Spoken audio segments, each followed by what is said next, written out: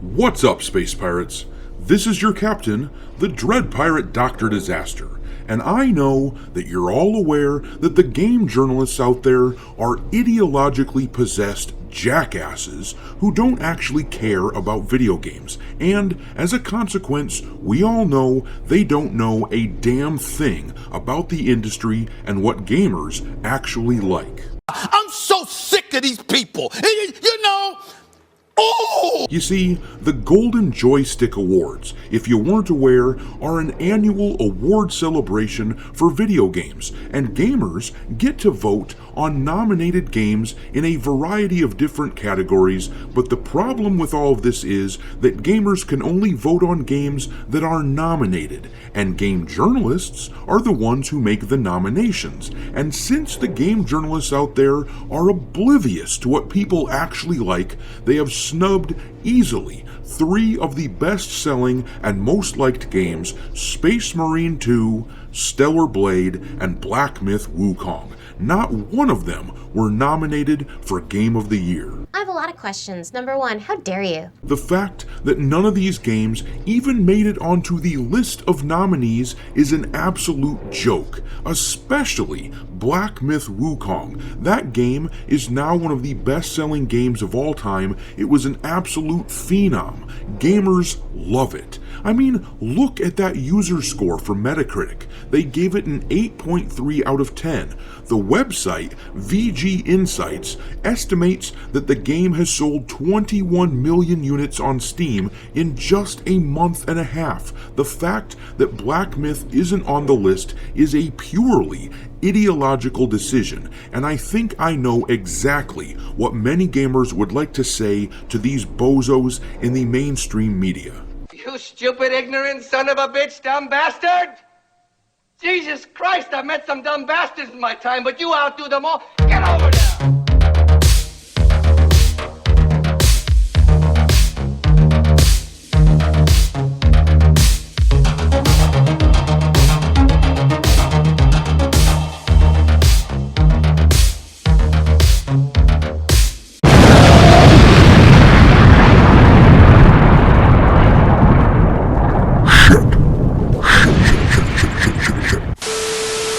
Alright, me hearties, make sure you like this video and subscribe to the channel if you haven't already, and also, don't forget to follow me on Twitter, where I keep a list of woke and DEI infected games pinned to my account at all times for your reference. My handle over there is Dr. Disaster 1.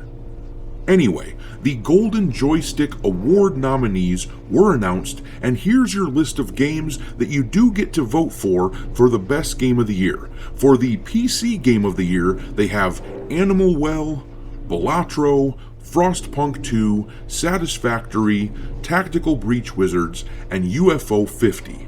And then, for Console Game of the Year, we have Astrobot, Dragon's Dogma 2, Final Fantasy VII Rebirth, Helldivers 2, Prince of Persia: The Lost Crown, and Legend of Zelda: Echoes of Wisdom. Conspicuously absent are 3 of the best-selling games that came out in 2024, which also, not coincidentally, pissed off game journalists for various reasons. First off, let's talk about Black Myth Wukong. As I said before, this game has sold over 20 million units in a bit over a month on Steam. That is absolutely massive, and there is no justification whatsoever for any Game of the Year list which doesn't include Black Myth due to its massive popularity. But yeah, the game journalists do not like Game Science, the developer of Black Myth, because Game Science allegedly turned down an offer by Sweet Baby Inc. to consult on their game for $7 million. Game Science publicly announced that they had turned down such an offer, and shortly after they allegedly turned down Sweet Baby, IGN and other mainstream outlets started saying that Game Science was sexist, and they had sexist business practices, which came completely out of nowhere, and those claims were unsubstantiated. I have said this before, and I will say it again. It almost doesn't even matter if the story is true or not. it doesn't really matter if Sweet Baby actually got turned down by Game Science. The important thing is that Game Science publicly shot Sweet Baby down, signaling that they are on the side of gamers, and as a result, the game sold super well, and game journalists hated this game, which is the real reason why they put out all the smear pieces about Game Science, and it's the real reason why Black Myth is not on this list of potential Game of the Year. And then let's talk about Stellar Blade. Despite being an absolute powerhouse this spring, selling over 1 million units in a little over a week, Stellar Blade isn't on the list for 2 reasons. T, and of course A. If there's anything that game journalists do not like, it's the female form. Unless the form of that particular female appears androgynous, super fat, or flat out manly. Eve from Stellar Blade was easy on the eyes, so gamers absolutely loved her, but the journalists did not. Hence, they didn't nominate the game for Game of the Year.